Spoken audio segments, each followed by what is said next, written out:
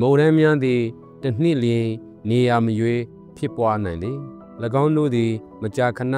လေပြင်းတိုက်ခိုက်ခြင်းမိုးသည်ထန်စွာရွာသွန်းခြင်းကြီးမားသောမိုးသည်များနှင့်လျှက်စီးကြောင်းများတည်ဆောင်လာတတ်သည်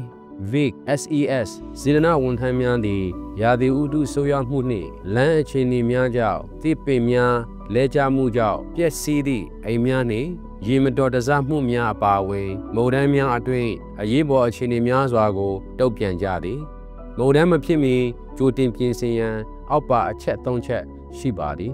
တစ်ခုမှာသင်၏ရေမြောင်းများအောက်ပိုက်များနှင့်ရေမြောင်းများကိုပိတ်ဆို့ခြင်းမခံရစေရန်တန့်ရှင်းပါ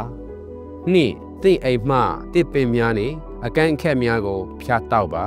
3 trampoline ကလေးတက်ခုံကစားစရာသို့မဟုတ်ပြင်ပပရိဘောဂများကဲ့သို့သောသင်အိမ်ပတ်ဝန်းကျင်ရှိခြုံကျသောပစ္စည်းများကိုလုံခြုံစွာထားပါ၎င်းတို့သည်လွင့်ထွက်သွားပြီးတစ်စုံတစ်ဦးကိုမထိခိုက်စေရန်လုံခြုံအောင်ထားပါမုန်တိုင်းလာမယ်ဆိုတာသိရင်ဘာလို့သင့်တယ်လဲသင်ကားများကိုမုန်တိုင်းနှင့်ဝေးတွင်အဖုံးအုပ်ထားပါအကယ်၍သင်သည်ရင်မောင်းနေရမည်ဖြစ်ပြီးအန္တရာယ်ရှိပါက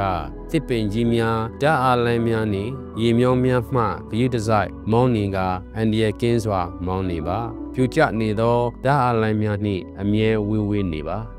ဓာတ်အားပြတ်တောက်ပါကအစားအသောက်ဘက်ထရီနှင့်မီးကြောင်းများကိုပြင်ဆင်ပါတတိယပါ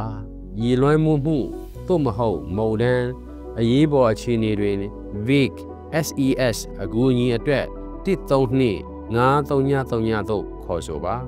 အသက်အန္တရာယ်ရှိသောအရေးပေါ်အခြေအနေများတွင်33000သို့ခေါ်ဆိုနိုင်ပါသည်